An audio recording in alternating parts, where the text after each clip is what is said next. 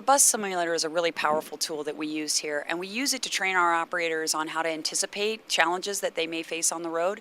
We can also use it to recreate scenarios in which they have to practice turning, braking, accelerating, or other types of obstacles that may come their way. We can recreate a crash if an individual's had an issue on the road so that they can practice how to better anticipate that crash and to create defensive driving skills. This is a fantastic tool, not just for our bus operators, but I've been on it, and there are a lot of things about the way we drive that are intuitive, but not necessarily good driving skills. So I think that this is something that I'm really glad that I've had an opportunity to use, and I'm really proud that we have it here at our agency. I was reacting to the car. Right, but I didn't react to the turn to the bike. So I would have had to turn back, so I had to get around the car and then go back. And then immediately to the right.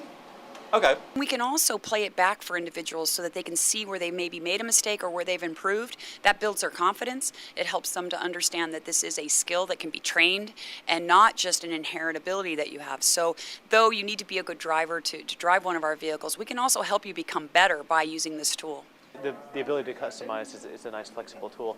I think the other thing that's nice is because you're able to introduce different elements in terms of weather or vehicles or terrain and various things. I think that really, you can just sort of customize things for people. What makes it very efficient is the fact that you can make a mistake in here and we just reset the simulator, whereas if you're making mistakes out in the real world, then the costs go up.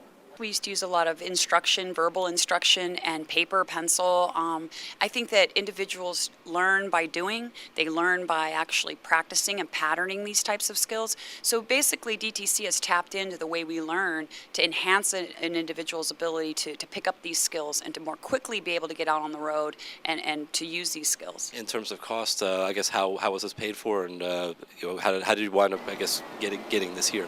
Well, this tool is paid for by federal grants. The federal government is very focused on safety, and so this is part of the AIR and RTAP funds that we do receive from the federal government, and we did use those funds to purchase this equipment. This is actually a partnership between the federal government as well as our state forces as well, and so we took advantage of some ARA funds as well as some FTA funding that was available in order to be able to bring this in, and it's great. And as you can see, I think you were in the simulator when I walked in, doing a great job, by the way. Thank you. If this whole media thing doesn't work out, you can come drive one of our buses for us.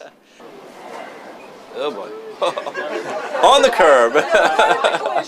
It's a way to understand where their strengths and weaknesses are before they get out on the road, and to anticipate where they might need more training or where we can help them become better drivers before they're actually out on a 40-foot bus. Because we're able to take individuals and assess their skills, or there are areas where they need more practice in their skills, we can get them ready to go out on the road much quicker than we might have before, and we don't have to wait till there's an issue with some kind of driving incident that they have. We can see before they get out there where we may need to put more time in training. We're retraining your brain because most people will steer in the direction that the object Right. is going into.